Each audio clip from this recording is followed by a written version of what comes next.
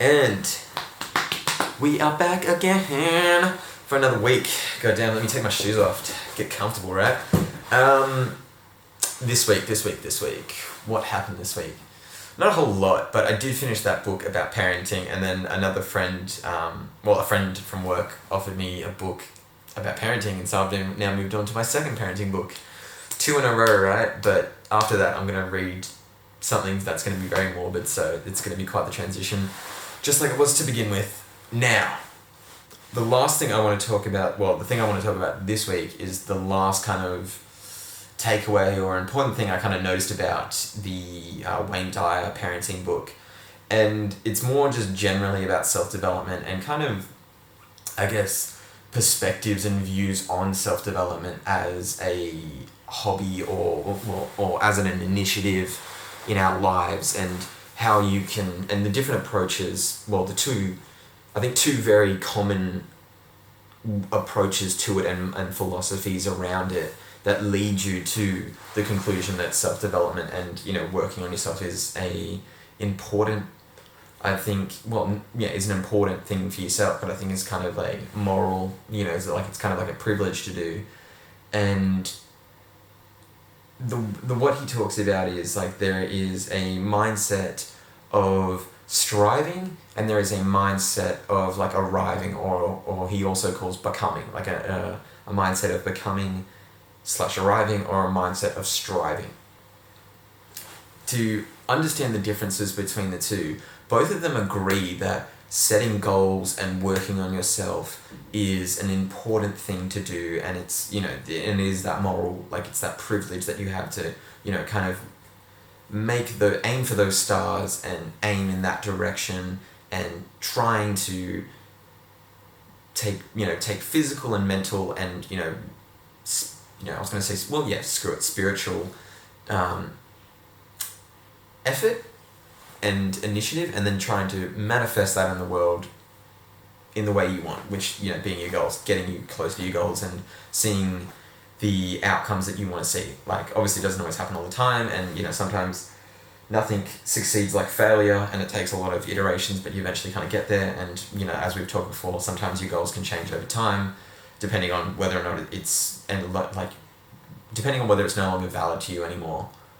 But both of them come to that same conclusion, that self-development is is a good thing to do, and it's a good use of your time, and it's something that you really should try and foster in your life if you not necessarily want to get the most out of it, but like if you want to try and move towards what people call a meaningful existence, to find meaning in your life. One comes the kind of striving approach, and I'd say this is the side of the coin that I would have definitely fallen into, and we'll kind of go into it. I'll explain a little bit more with my own view of the striving kind of mindset. This mindset comes from a deficiency mindset. Like it's the idea that, the goal of what you're setting is this ideal person, or like this ideal outcome or ideal practice or habit or behavior, and that your current state as who you are is deficient in some capacity because it has not reached its goal, which is a way that you could look at it. It is a way you can look at it. Like, I am deficient in some capacity because I have not instilled this habit, or I have not reached this goal. I'm not saying it always, look, I definitely do agree with his position. I do not think striving is the better. I really do believe actually the arriving / becoming version is the better of the two mindsets to have. But striving doesn't necessarily mean it's going to be a disaster, because you can quickly see how that can become a very psychological, toxic thing, especially if you take it to the utmost fundamental, extreme level, where if you didn't follow all of your habits you're trying to instill today, like you're a failure or something. Like if you kind of go into that cycling mindset, you're really gonna mess with your head pretty hard. And you do have to be kind on yourself and realize that you're human. But if you take striving to its utmost extreme, it is quite it can become quite toxic, and that's where I think sometimes people can take the view of self-development where it's very judgy, like, you know, it's this almost judge, jury, and executioner that you put in your own mind to punish yourself. And, you know, that can go wrong. On the other side is, so that's the one side, the striving side, right? On the other side is the arriving/becoming side. And the viewpoint there is kind of like, it's not saying that, you know, oh, well, you're perfect, so, you know, you've already arrived, you're as perfect can be, so there's no need for goals. There's no need for you to, you know, try to exert effort or to change behaviors or values or beliefs or anything like that. It's not saying that. It's not saying that you're this perfect thing wrapped up in a bow and that there's no need for you to change or anything, or to set goals for yourself or look to the future. What it is trying to say is that, and I think it's best to use actually a quote that he used, which I thought was so good in encapsulating what that mindset and that philosophy of self-development kind of really brings to the table, is he says, you don't have to be sick to get better. And I think that in one line just encapsulates everything about the arriving/becoming, you know, viewpoint on things. It's about, yeah, you can have those goals, but don't be so critical of yourself, and, you know, give yourself some leeway, because, you know, you are quite incredible even as you are now. Like, no matter who you are right now, you have some incredible capacity within you and capabilities within you. You just might not always be the nicest person to yourself when it comes to your own self-reflection on that at any one moment. You might not be the best, you know, the kindest person on yourself, but you do have incredible, you know, versatility and resilience in you, even now. But there's nothing wrong with trying to improve that. There's nothing wrong with, you know, trying to get better. So that's where it's like, you're not sick, but, like, there's nothing wrong with trying to get better either. And I've come from the striving viewpoint because I came to the conclusion of self-development's good through the striving aspect, because for me, when I started this kind of journey, like, oh God, like I think it's about 6 years now, it was coming through this place where, like I've said earlier, like previously on this channel, in I think a few, like 2 videos, or in the past at some point, like, you know, I came to self-development from a really dark place where I was disgusted and really hated myself in many capacities, because, you know, my expectations out of life were up here, but my effort was down here, and I was so angry and annoyed and just a lot of things that I kind of made a borderline suicide pact with myself. It was either like I was really going to turn my fortunes around in a complete 180 in a very short amount of time, being kind of like 6 to 12 months, or I needed to see, like, I kind of, in my mind, I needed to see at least the signs of major change within that time frame. Otherwise, I was going to kill myself. I was going to spend the 10 grand that I had left, and then I was like, that I had from, like, my early days working in part-time work, because I was about 19, 20 at this point, so, you know, hadn't really even properly joined the workforce like I have, like, kind of like now. And I made this pact, like, you know, didn't necessarily, like, it's not something, anything I wrote down, but it was like, you know, it was this spiral that I was kind of allowing myself to go down with at the time. And, you know, you might look at me now and go, oh man, it's like, you know, people meet me now and see my kind of like sunny disposition towards life, and just overall just very, very positive about things, but not in that overly positive where it's like you can tell someone's got some real, like, issues on the inside. I think I genuinely, at least for the most part, at least this is what I've gleaned from other people, that I bring a sort of content, happiness towards my interactions with life and other people. Like, don't get me wrong, everyone displays negative emotions from time to time, because there's nothing wrong with feeling negative emotions, but it's, for the most part, how you react to them is, you know, really the issue about about negative emotions. But most people wouldn't think that I could be someone who would be in a place who could be suicidal or going down that kind of path. And yeah, like, you would, and if you knew me now, you really wouldn't think that, but like back then, yeah, it was kind of like that. And, you know, go ask my mum, and double confirm it. Like, I put that woman through hell. Feel really bad about that sometimes, but I think we've both kind of gotten over it and accepted it. But I was coming through a very negative mindset, but it was all put onto me in the sense that I was like, I knew the only, I was going to say, like, it was pretty much like, I made this like pact with myself that like,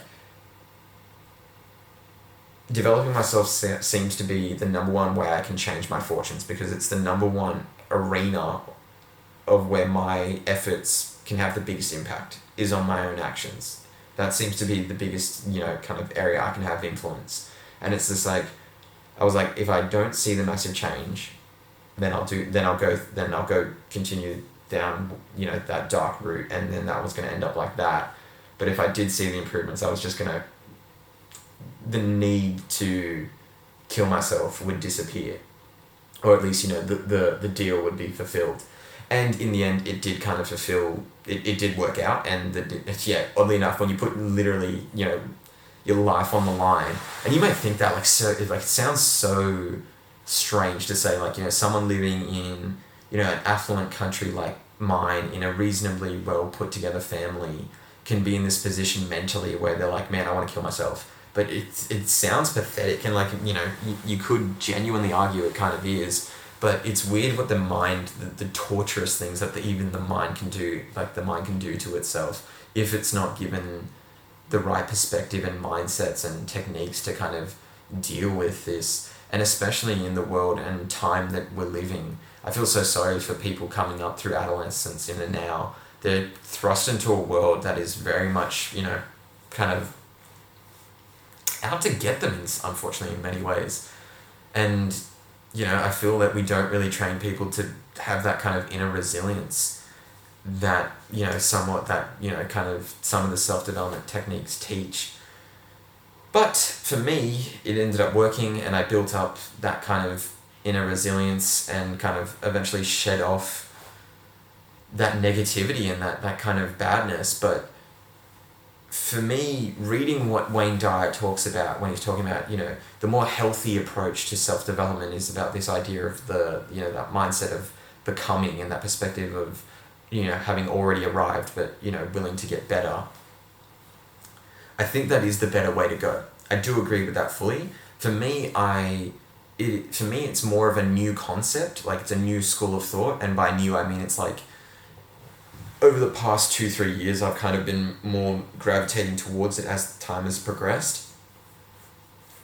And I do think it's the healthier way to go about things, but not fully disregarding striving. Like, you can get a lot of mileage out of striving, and I think even if I wasn't in such a suicidal, mindset, like, path, if I wasn't on the precursor to that, I think even if I was, a lot more mellower in where I was starting out, I think even then striving would have done me a whole lot of good. But I just think in the long run, having the mindset and philosophy of the arriving and becoming is much more appropriate, because it takes off the, I guess, tension and the incessant need to always get better.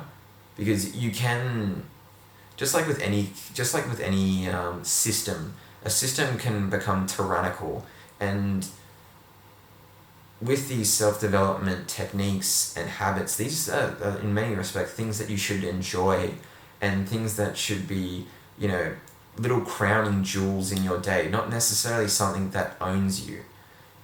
You could in some ways say it is kind of does become the harness of your life, and it becomes, it helps to shape and form your days. But it shouldn't necessarily be something where, like, if I don't exercise for a day, or if I don't do a certain thing, or if something doesn't quite work out, I then don't chastise myself endlessly because, well, I've forgotten to strive, when in reality it's like, well, I've already arrived, but, I can, get better, which is always just, there'll always be a tomorrow kind of situation.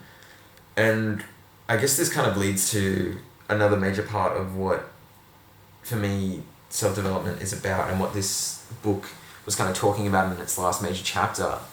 another takeaway that I thought was kind of really interesting, and something that I thought was like, yeah, I can definitely see that, is talking about purpose, because, it was very much the last chapter was talking about finding meaning in one's life, and, kind of, because he's been talking about this no limit living for, like, the whole book, right? So he's kind of talking about how, like, what does that actually mean in, terms that, your everyday person would kind of understand. And he was talking about purpose and meaning. And we usually frame purpose through something that you're looking for and something that you're trying to find. And what he's saying is, like, purpose is more, it's what you are, you know what I mean? It's not something you can find because you've already got it in you.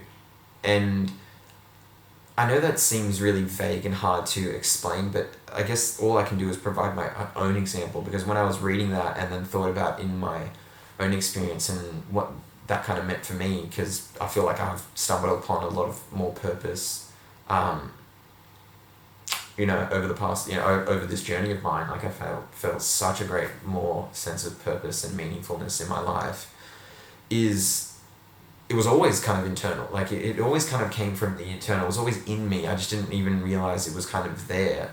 And for me, and for my expression of what purpose means, and purpose and meaningfulness to me, was, helping the wider community. And, like, and the crazy thing is, like, it was always in there in me, but I never knew about it until I looked inside myself and, spent enough time going around my own mind enough, mapping it, until I found that the purpose that I was looking for was always there to begin with.